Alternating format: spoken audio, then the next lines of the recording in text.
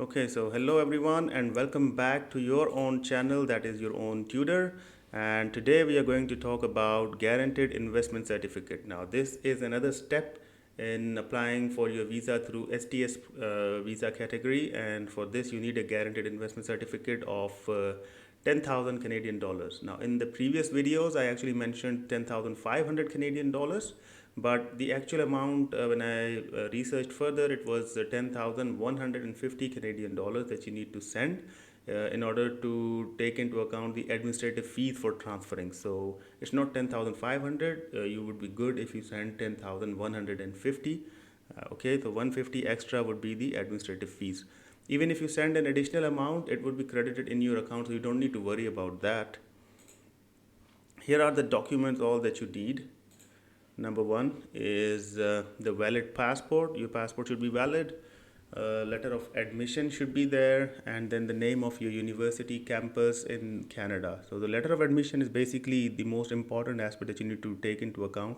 And even for the valid passport, you need to make sure that it is also a general advice. This is not just for the GIC account. It is a general advice that when you are looking at your passport, make sure that it has got a validity of more than 2 years, because the study permit would be pasted on it and it would be based on the validity of your passport. So for example, if you have a 2 years, if you're going there for a 4 year or 2 year program and the validity of your passport is 1 year remaining, they will actually give you a 1 year of study permit, and then you will have to renew your passport and then again apply for the extension of your study permit. So that's going to cost you a bit of money.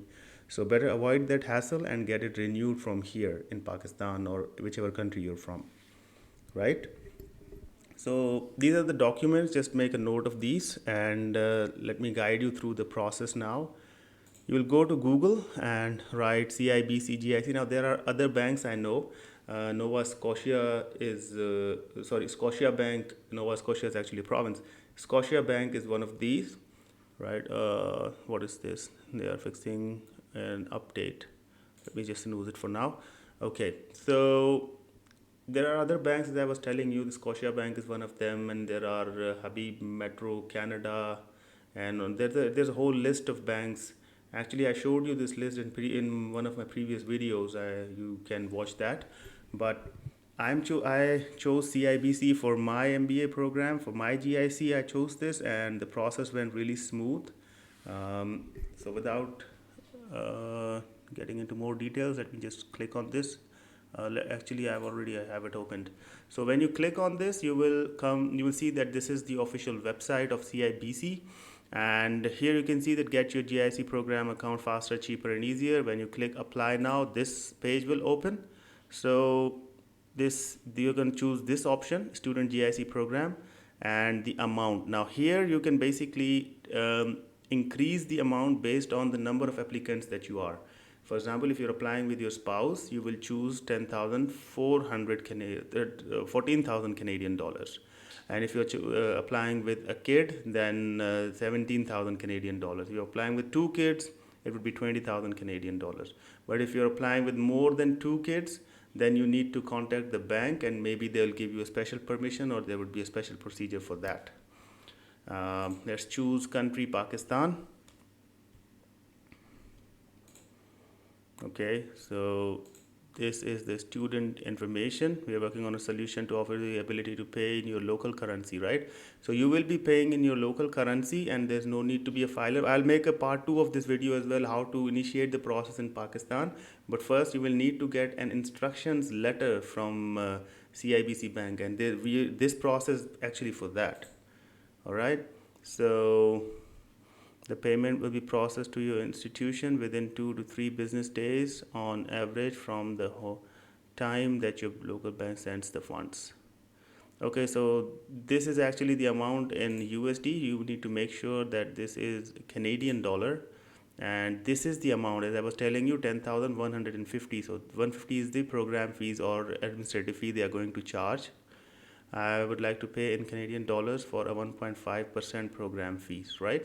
So you would click this, and the payment would come. This is 2 of 3. So what is it asking? You need to select your name. For example, Mr. ABC, let's just write ABCD, and the legal name as it appears on passport. For example, let's just write John, John, John, right? So you need to fill out this form. Now I'm not going to do that here.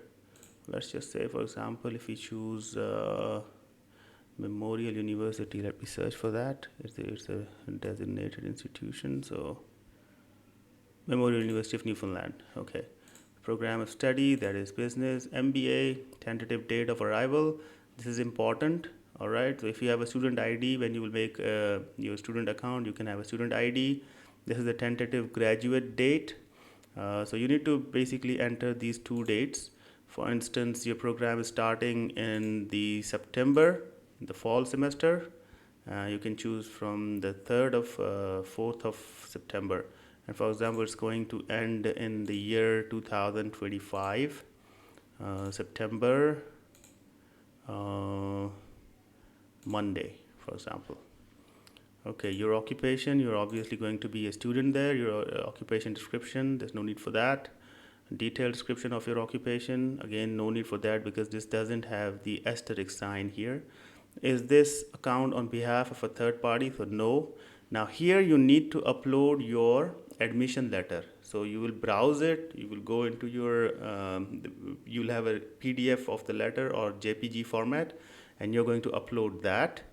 After that, now here in the address, you are going to enter your local address. Make sure you do not enter a Canadian address because you are not obviously going to have a Canadian address, right? And also in the part 2, I will tell you that you need to provide, where they ask for a Canadian address, you'll have to provide your local address in that form as well.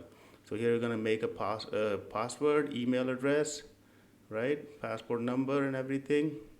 Okay, so here's the referral detail. So you can choose a referrer, for example, friend and family or anybody. You can choose other, and here you can enter my email address. I'm going to provide the link to you in the description, and you can actually receive $25 extra by applying through a referral. And I'm going to be a referral, so I will also receive $25 and you will receive $25. Overall, it's going to be a win-win for every parties, right? So this is how you would actually create a GIC account. Now this will be, once you fill this out,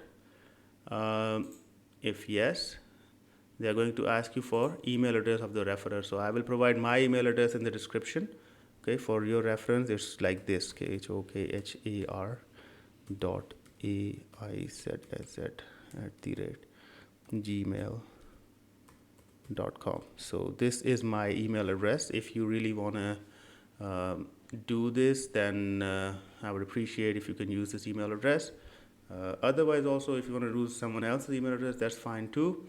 So you can go for payment summary, and you're going to receive a payment summary in the 3 out of 3, and you're going to be creating an account. It takes 1 day or at maximum 2 business days to receive the letter of instructions in your account. Once the account is created, you're going to sign in using your login and password, and you're going to receive a letter of instruction. You need to print that and take these 3 documents that I have mentioned: the printed letter, letter of instructions, valid passport, letter of admission, name of your university campus, and you're going to take all of these to the local bank here from which you're sending this GIC amount. Now I will make a separate video for the local process, what you need to follow, how you have to go about it, which bank you should go to. There are many banks. Many people prefer Mizan Bank. Many people say that no, Habib Metro is a good bank. Some people say HPL or any other. They have multiple methods of sending money because it is basically a remittance that you're going to send abroad, and take it like a regular transaction. But with the letter of instructions, it's a bit more detailed and can get a bit more complicated if you do not know or understand the process. So that's pretty much it about the part 1 of GIC, and I'll see you in the next video. Thank you.